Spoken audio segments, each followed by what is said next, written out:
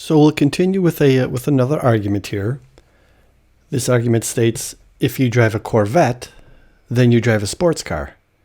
If you drive a sports car, then you are a math professor.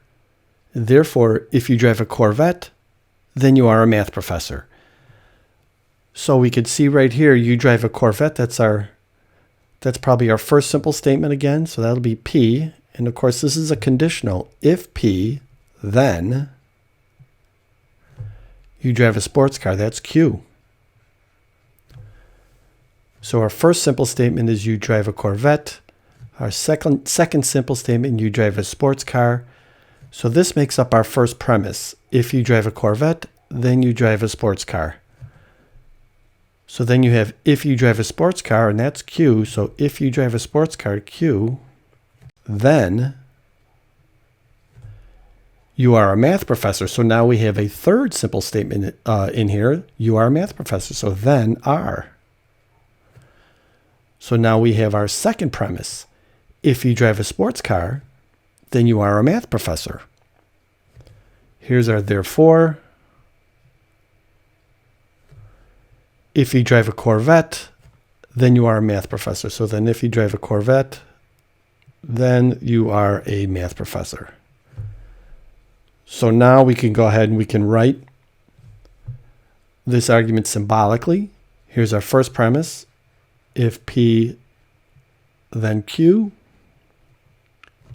Our second premise. If Q, then R. And then we separate the premises with a horizontal line here. And then therefore, if P, then R. So we'll go ahead and we will build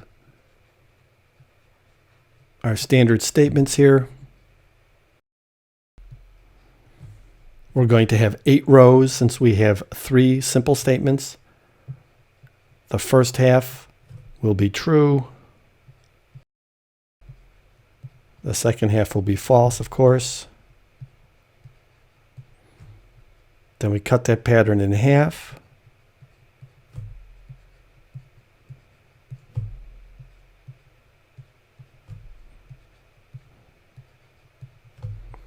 And then we just alternate for the last simple statement.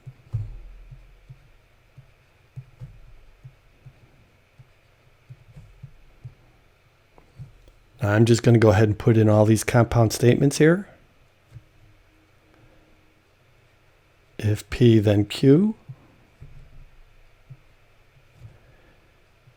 If Q, then R. If P, then R. And for each one of these, the antecedent's got to be true and the consequent must be false.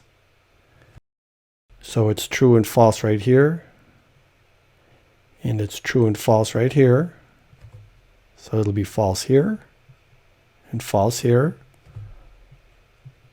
The rest will be true. And we'll do the same for if Q, then R. It's true and false right here, so this will be false.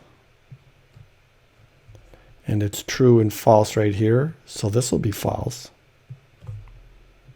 The rest will be true.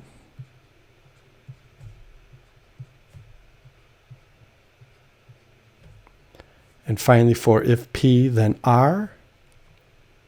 It's true and then false right here.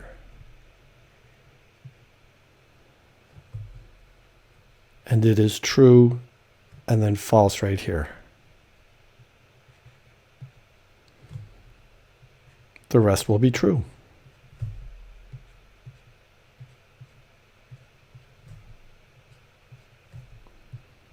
Now again, our premises, both the first premise and the second premise, is supposed to support our conclusion. So I have to make a truth table for the premises, this one, and again, notice how I say and, this one and the other one. So I'm going to do that.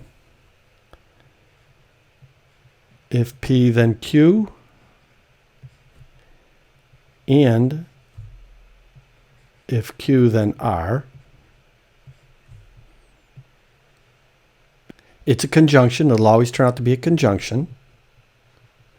They both have to be true. So it's true here, and it's true here for it to be true. It's true here, and it's true here. It'll be true.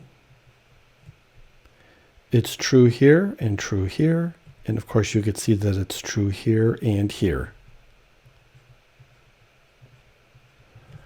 The rest will be false.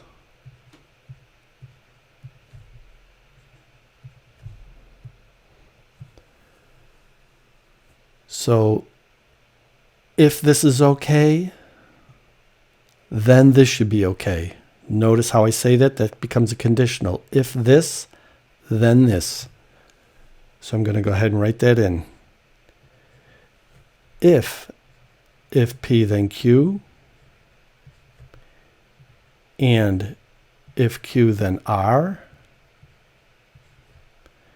And I like to say, therefore, if P, then R.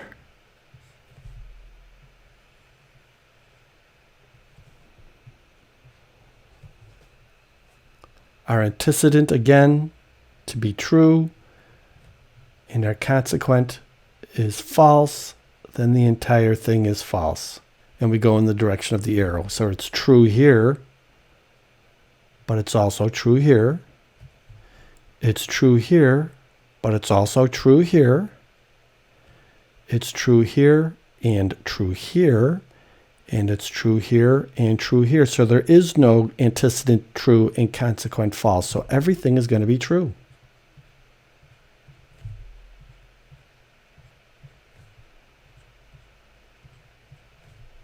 And once again, since that is a tautology, all the truth values are true. This is a valid argument, which seemed to make sense when we just looked at it casually. And that's it.